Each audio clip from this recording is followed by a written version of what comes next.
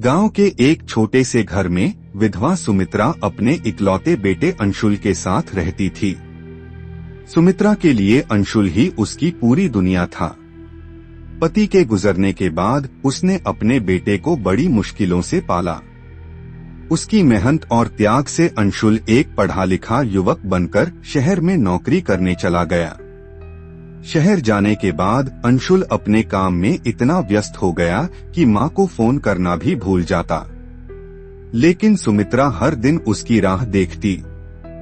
हर त्योहार पर वह गांव आने का वादा करता, पर काम की वजह से कभी आ नहीं पाता।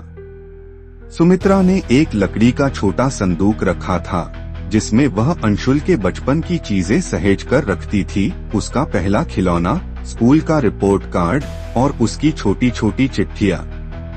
जब भी उसे बेटे की याद आती, वह संदूक खोलती और उन यादों में खो जाती।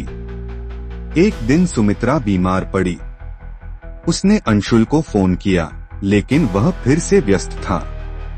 उसने कहा, माँ, इस बार मैं नहीं आ पाऊंगा। आप ध्यान रखना। सुमित्रा के दिल में गहरा दर्द हुआ, लेकिन उसने कुछ नहीं कहा। कुछ महीनों बाद अंशुल को गांव से एक पड़ोसी का फोन आया। बेटा, सुमित्रा माँ नहीं रही, जल्दी आ जाओ। यह सुनते ही अंशुल का दिल बैठ गया। वह गांव पहुंचा तो देखा, माँ का छोटा सा घर वीरान हो चुका था। कमरे में माँ का वही संदूक रखा था।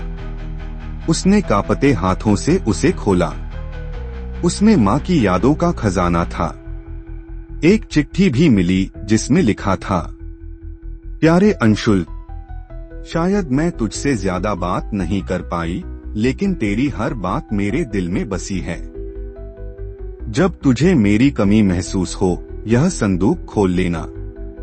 इसमें मेरी खुशबू है, मेरी ममता है। तुझे अपना बचपन फिर से मिल जाएगा। अंशुल की आंखों से आंसू बह निकले।